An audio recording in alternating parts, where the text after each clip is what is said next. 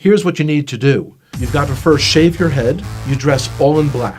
You've got to wear a white robe, eat only kosher foods. You've got to become a vegetarian. You face Jerusalem. You've got to face India when you pray. You pray only in Hebrew, and you grow a nice big beard. And if you do all of those outward cultural things, you'll discover the God of the universe.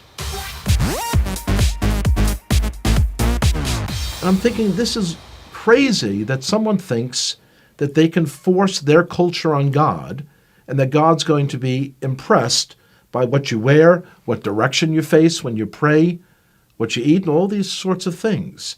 It seemed to me that if there was a God out there who could be known, he should be able to be recognized no matter where I face, no matter how I'm dressed, because he's God.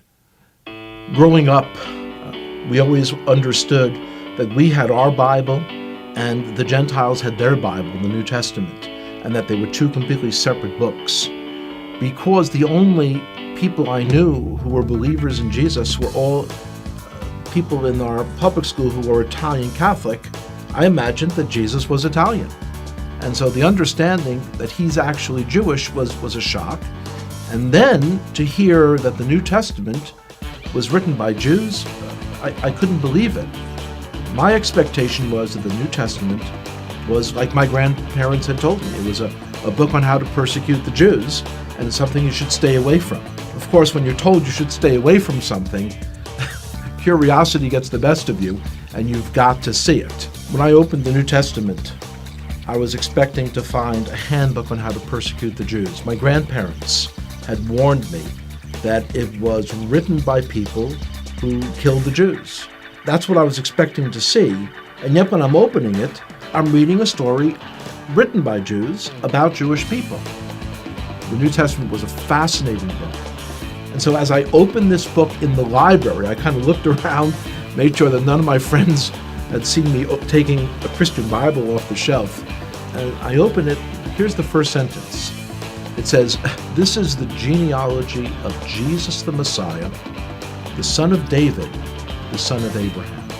So 3 people are mentioned, and they're all Jewish. I was very shocked. And as I continued to read, I'm reading the story of a Jewish man who was born in a Jewish village, in a Jewish country, and one day walks into a synagogue and announces that he is the Messiah. The more I read the words of Jesus, the more I became attracted to him.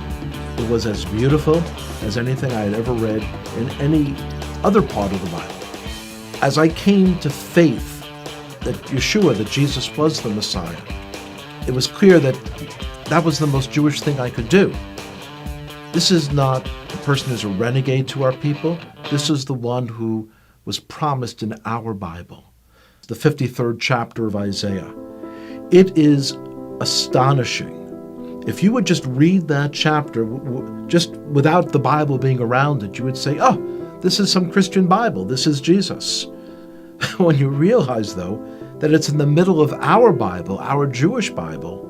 When I first came to faith, I dared not tell my father, because this is a time period in the 1970s when there were lots of gurus and cults, and he was very concerned about me getting involved in some crazy sect and going off someplace.